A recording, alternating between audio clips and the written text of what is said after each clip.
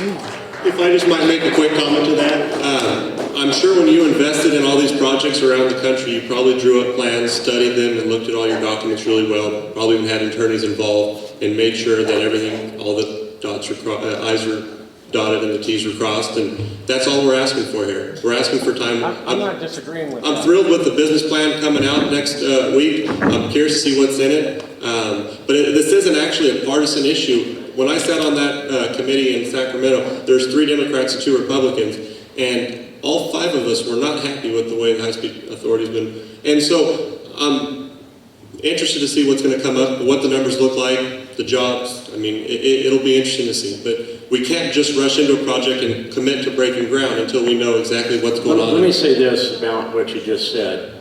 Many times we have changed things because we figured out when we got into the ground something had to change. So you never build what you draw. Never. Hasn't happened. You start somewhere though. Okay, I'm not disagreeing with that. And I've been in the same, I've actually built and I've had engineers draw up stuff for me too, and yes, the plans are not exact, but you have to have something. Something that shows what you're doing, where your business I'm not in model is. disagreement with that. You heard what I said. I'm expecting somehow you guys get together and get it done. That's what I'm expecting.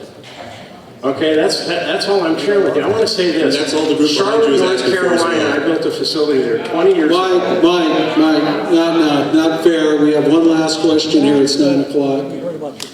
And let's hear your question. Okay, thank you.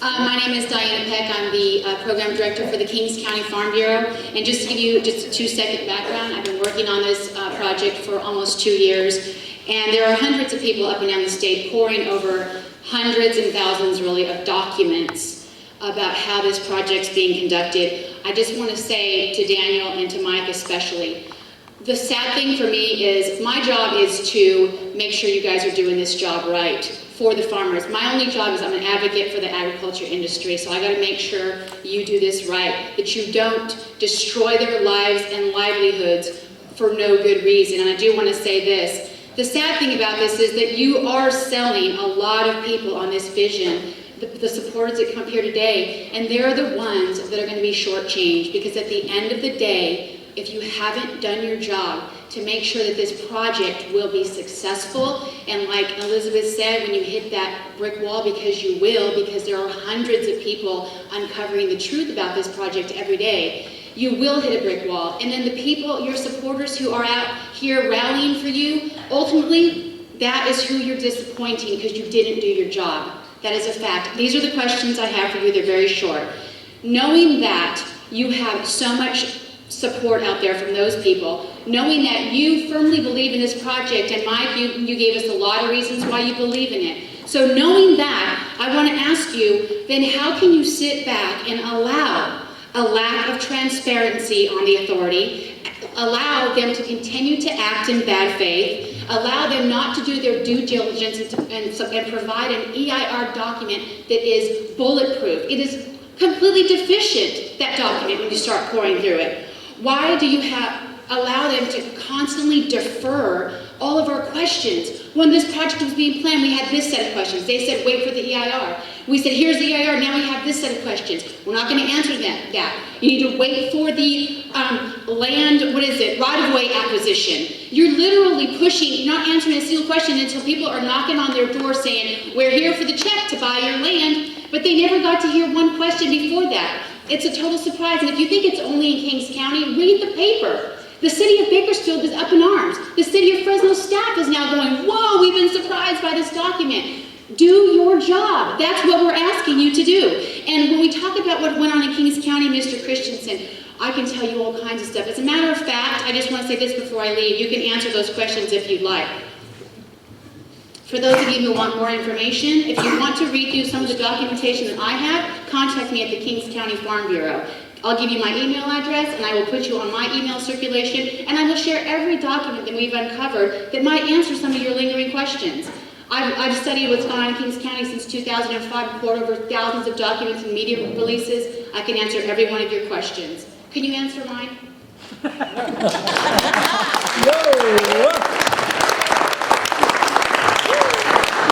the first part, and I'll just address it in general. First of all, as we both know, we're going to disagree on what you say is meetings and transparency, but I know I've gone through records that go years back, and there have been hundreds of meetings, and there's been tons of meetings that have occurred, even in Kings County. Now, it could be a situation where people don't like what they're hearing, and that's a different issue, but the meetings have occurred. It's silly not to say that.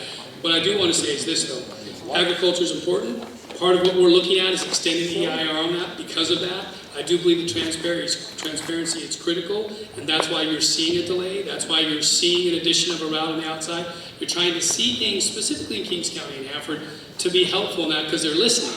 So I think that that's a positive thing. I think that's a very good thing. I don't know that it'll answer your concerns, but it's addressing concerns of a broad public to say we'd like to see a route west of Hanford. No, we didn't say that. Well, you That's might one of- have, that's but one of many your- people did. That's one of the deceptive talking points So that you now, guys can I keep answer your out there. question? Because I get it, Absolutely. you're passionate and you're really good, but you're paid to do that too. What I'm saying is that, And you're not. Oh, give me a break. so what I'm saying is I bet you make more than me. Pot, meet the kettle. what's that? Pot, meet the kettle. What I'm saying is that the transparency is an issue that I think is occurring, is getting better. I believe that when you see the business plan come out, you may have strong differences, but there'll be a real dialogue on that opportunity then. And I think what you're seeing on the routes and the extension of the EIR is specifically some of the concerns that have been brought up. So I think those things are being addressed. Is it perfect? Maybe not to your perspective. I'm not asking for perfection. But two things were said tonight that stand out to me. Elizabeth said we've all got to get together and work on this. There are very positive things in this. Mike said the same thing. There's a lot of area to agree in here. There's a lot of area for Californians to agree and the Central Valley, and we're getting there. And that's where I think we've got to focus on. And I'll It's a keep huge going over project it. with lots of opportunity and lots of jobs and investment that's critical, and the private spinoff would be huge. So I just think there's room for us to go forward, and I really appreciate those comments. You can keep going forward forever, but I'm just telling you the truth. The meetings, one-on-one, coffee shop, one person, not the impacted people, not the government representation. Come on, we know that. You can check off a box on a checklist, but if you peel back the layers, you'll find the truth, and that's what we're doing. It's in the EIR. So that's it. We're past 9 o'clock. I think all the panelists deserve some applause. One more.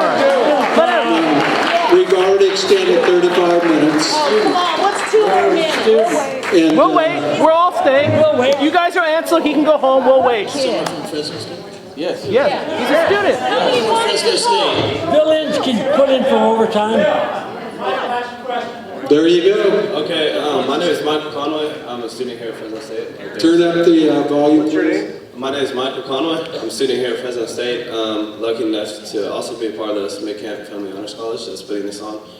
First off, thank you guys for all coming out here. It's nice to see that we have representatives and people who care about the valley. And my question is relatively simple. We have $6 billion allocated to the Central Valley. What happens if we do not spend this money and we let it pass and don't build the high-speed rail or whatever the option is? And if that happens, will we ever see a project the size of this, the amount of money that's going into it, building infrastructure here in California and here in the Central Valley? Will I or anybody else in this building see this big of project again in our generation if this does not go through? I'll try to answer this because I feel pretty strongly about it. This is a key time to do something big. If we don't do it, it's my firm belief it's a generational law. We won't have this opportunity for another generation. Why would anybody want to give us, help us fund this project again after all this planning, all this work, years and years, commitments from the federal government, commitments from the voters, and we just throw it away? That'll be it for a generation. So while there's risk, absolutely there's risk, but there's more risk in not doing anything at all. And so I think we need to move forward right now. And in terms of the money part, where would it go? Most likely the money would, the federal part of the money, which is about $3.5 billion, or $3.3 billion, I believe, that would go back to the federal government to decide what they want to do. They'd probably assign it to some projects on the Northeast Corridor or something like that. I'm not sure, or it would just go away.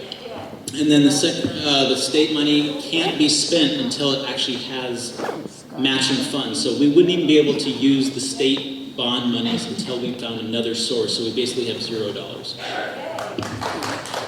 If I could just add to the comment you had at the end, I do think that infrastructure is an investment in the country, not just this project, but anything else. All infrastructure, roads, water, for sure, other things. These are what spur on investment and bring private investment and spin off all kinds of positives, and they're for the future generations.